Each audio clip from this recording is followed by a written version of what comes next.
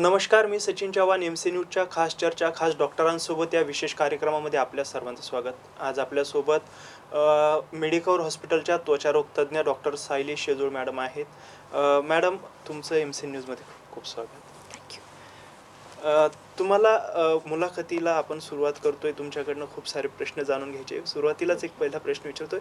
सध्या त्वचारोगाचे आजार खूप वाढत आहे, केस गळतीचेही आजार वाढत आहे, म्हणजे प्रमाण वाढते, तर त्याचं मुख्य कारण काय असू शकतं? नमस्ते, मी डॉक्टर सायली शेजोळ. मी कन्सल्टंट डर्मॅटॉलॉजिस्ट मेडिकवर इथे कार्यरत आहे.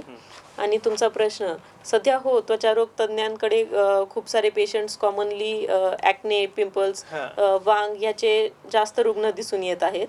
याचं प्रमुख कारण म्हटलं तर सिडेंटरी लाईफस्टाईल, खेळकूद कमी झालेली आहे, मोबाईलवर स्क्रोलिंग, रात्री जागरण होतं, अपुरी झोप होते, हे आहे. आहारामध्ये बदल, जंक फूडचा वगैरे वापर जास्त आहे त्याच्यामुळे, आणि ऑनलाईन प्रोडक्ट्स DIY जे काही मागवून आपण चेहऱ्यावर लावतो, प्रयोग करतो, याच्यामुळे पण पिंपल्स आणि याचं प्रॉब्लेम्स जास्त वाढलेले आहेत.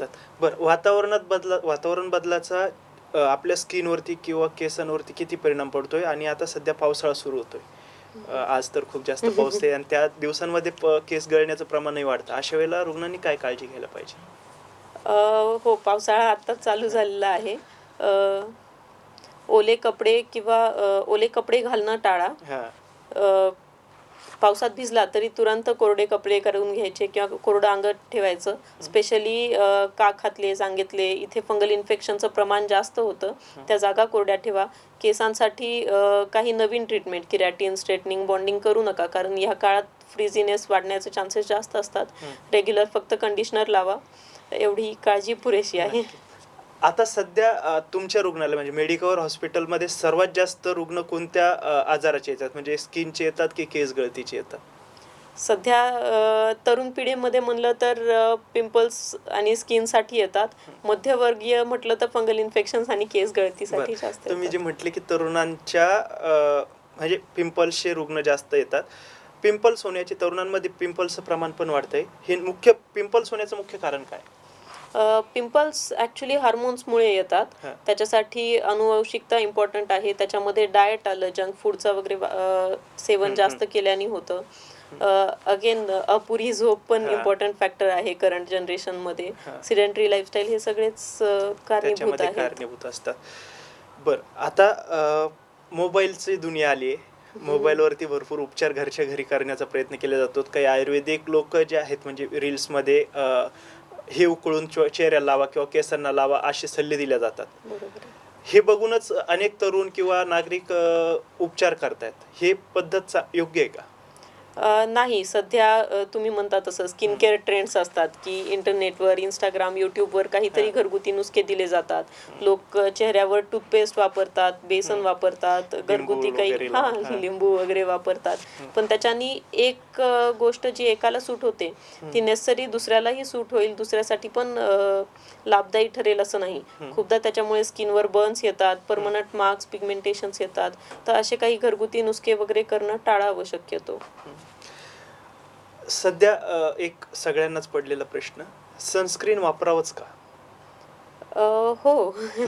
म्हणजे सनस्क्रीन असं नाही की फक्त उन्हाळ्यात किंवा बाहेर जातानाच वापरावं असं. जरी पावसाळा असला, ढगाळ वातावरण असलं तरी जे रेडिएशन आहे, आपल्या TV, लॅपटॉप मधून येणारं रेडिएशन किंवा गॅसमधून, ट्यूबलाईट्समधून येणारं रेडिएशन, ह्याच्यामुळे पण तेवढीच स्किन डॅमेज होते. त्याच्यामुळे इनडोअर और आउटडोअर सनस्क्रीन वापरलंच गेलं पाहिजे. बरं, चांगल्या सनस्क्रीनची निवड कशी करावी?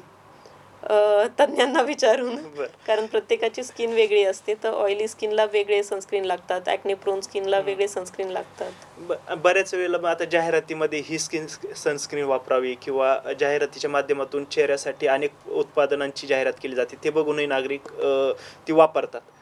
तर अशा वेळी नागरिकांनी डायरेक्ट जाहिरात बघून वापरावी की तुमच्या मते तज्ञांचा सल्ला घ्या? जाहिरातीला बळी पडून किंवा ह्याला त्याला विचारून शक्यतो चेहऱ्यावर प्रयोग करू नये.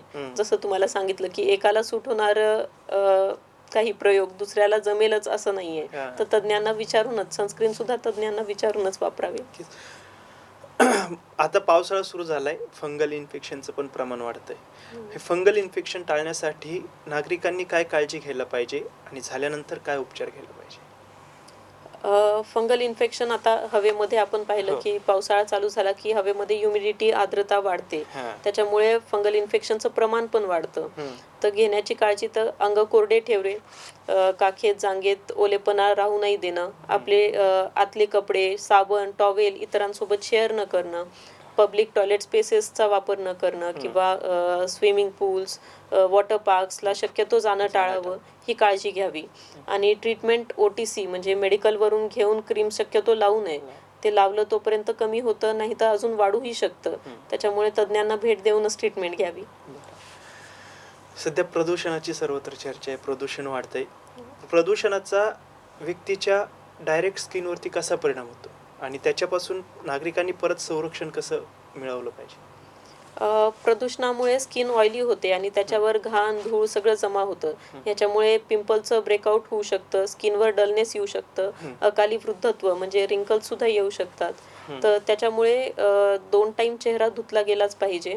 माइल्ड क्लिन्झर किंवा तुमच्या स्किनच्या ह्याच्यानुसार तुम्ही फेस वॉश वापरू शकता, पण 2दा चेहरा वापरायला पाहिजे. रेग्युलरली हायड्रेट, मॉइश्चरायझर आणि सनस्क्रीन वापरलं गेलं पाहिजे. पुढचा प्रश्न, मधुमेहाचा त्वचा रोगावर आणि थायरॉइडचा केस गळतीवरती काय परिणाम होतो? मधुमेह रोग म्हणजे डायबिटीज, याच्यामुळे स्किनचे इन्फेक्शन्स वाढतात. घाम गलांडे, बॅक्टेरियल इन्फेक्शन्स, गच करणं, नायटा, फंगल इन्फेक्शन्स मध्ये वाढ होते. आणि तसंच झालेली जखम इजा बरी लवकर होत नाही. आणि थायरॉइडमध्ये त्वचा ड्राय होणे, केस गळतीचं प्रमाण जास्त होणे, टक्कल पडणे असे लक्षणं दिसून येऊ शकतात. मॅडम, सध्याच्या याच्यामध्ये ना स्टेरॉइड युक्त क्रीम्सचा जास्त प्रमाणात वापर केला जातो. त्याचा आपल्या शरीरावरती म्हणजे त्वचेवरती कसा परिणाम होतो? हो, सध्या बरेच जण मेडिकलवरून रँडमली कुठली तरी क्रीम घेतात, त्याच्यामध्ये किंवा गोरी होण्यासाठी क्रीम घेतात. त्याच्यामध्ये खूपशा क्रीममध्ये काही प्रमाणात स्टेरॉइड सुद्धा राहतं. त्याच्यामुळे स्किनमध्ये लालसरपणा येणे, उन्हात गेलं की जळणे, स्किन पातळ होणे, अकाली रिंकल्स येणे, हे सगळे दुष्परिणाम होऊ शकतात. बरं, मग त्यापासून काय बचाव केला गेला पाहिजे? एक तर मनाने कुठलाही प्रयोग करू नका. फार्मासिस्ट कडून, मेडिकलमधून डिरेक्टली स्टिरॉइडचे क्रीम्स वापरू नका. कुठलाही आजार असेल तरी तज्ज्ञांना भेट घ्या आणि मगच ट्रीटमेंट घ्या. नागरिकांच्या म्हणजे प्रत्येकाच्या आहाराचा त्वचेवर किंवा केसांच्या गळतीवरती डायरेक्ट परिणाम होतो. तर असं बऱ्याच वेळेला म्हणतात की नाही, मग आमच्याकडनं टाळल्या जातं. पण खरंच आहाराचा किती परिणाम आपल्या शरीरावर किंवा त्वचेवर आणि केसांवर असू शकतो? आहार हा खूप इम्पॉर्टंट आहे स्किन आणि हेअर हेल्थसाठी. तर बॅलन्स डाएट, प्रॉपर हायड्रेशन हे गरजेचे आहे स्किन हेल्थसाठी. बरं, डाएटबद्दल आपण जे बोललो, तर नागरिकांनी नेमकं कुठला डाएट घेतला पाहिजे केसांच्या साठी आणि त्वचेसाठी? लोहाचं प्रमाण कमी असेल किंवा विटॅमिन्सचं प्रमाण कमी असेल तरीही केस गळती जास्त वाढते. त्याच्यामुळे बॅलन्स डाएट, त्याच्यामध्ये ग्रीन व्हेजिटेबल्स आले, फळांचा समावेश झाला, उकडलेली कडधान्ये समजा, किंवा अंडी आणि फिश जर चालत असेल तर या सगळ्याचा समावेश आहारमध्ये असावा फॉर बेटर स्किन. एक जेन्युइन प्रश्न विचारतो. Dead skin, black spot, white spot आणि ह्या सगळ्या गोष्टींसाठी बऱ्याच वेळेला स्क्रब असो किंवा ब्लीच यासारख्या उपाययोजना म्हणजे सलूनमध्ये सुचवल्या जातात. म्हणजे त्यामध्ये मग भरपूर ज्या की मार्केटमध्ये नसलेल्या असलेल्या क्रीम त्या वापरून त्याच्यावरती स्क्रब केलं जातं किंवा ब्लीच वगैरे केलं जातं. हे कितपत योग्य आहे? नाही, अगेन स्क्रबनी फिजिकली स्किन डॅमेज होते आणि एकदा जर बॅरियर खराब झालं स्किनचं तर त्याच्यावर तुम्ही अजून काही इरिटंट्स लावलं तर अजून ती लाल होते, सुरकुत्या पडतात, पिंपल्स येतात, ब्रेकआउट होतं. तर असं काही घरगुती उपाय करू नये. त्याच्यामुळे इनफॅक्ट फायदा होण्यापेक्षा दुष्परिणाम होण्याचे चान्सेस जास्त राहतात. बरं, मग आता मेकअपचा पण त्यामध्ये एक दुसरा विषय येतो की भरगच्च मेकअप केला जातो, लग्न असू द्या किंवा आता ते ट्रेंडच झाला मेकअपचा पण. त्यावेळेला बऱ्याच वेळेला रिॲक्ट होत आहेत आणि अशा वेळेला मेकअप करणं गरजेचंच आहे की ज्याला सूट होईल त्याने? तुमचं काय ओपिनियन राहील याच्यावरती? मेकअप प्रत्येक व्यक्तीला सूट होईलच असं नाही. जर तुमच्या स्किनला सूट होत असेल, तुम्ही नेहमी करत असाल तर तुम्ही करू शकता इव्हेंट्सला. नाही तर मग मिनिमल थोडंसं 1-2 गोष्टी लावून तुम्ही मॅनेज करू शकता. रात्रीपर्यंत जागणं किंवा बदलती जीवनशैली किंवा ताणतणाव हा व्यक्तीच्या शरीरावर किती परिणाम करतो आणि त्वचेवरती काय परिणाम? सध्या लाईफस्टाईल बरीच चेंज झालेली आहे. रात्रीचं जागरण पार्ट ऑफ लाईफस्टाईल झाल्यासारखं झालं आहे. त्याच्यामुळे स्किनवर पिंपल येणे, वांग येणे, पिगमेंटेशन येणे, अकाली अगेन रिंकल्स येणे, Wrinkles. हे सगळे कारणं आहेत. केस गळतीवर पण त्याचा परिणाम होतो. आता स्किन आपली जर चांगली ठेवायची असेल किंवा केस गळती थांबवायची असेल तर महागडी उत्पादनच वापरणं गरजेचं आहे की डॉक्टरांच्या सल्ल्यानुसार जे नॅचरल देवाने दिलंय आपण ज्याला म्हणतो तेच योग्य आहे? महागडे उत्पादनच चांगले असतील असं नेसेसरी नाही. कधी कधी साध्या गोष्टी सुद्धा काम करतात.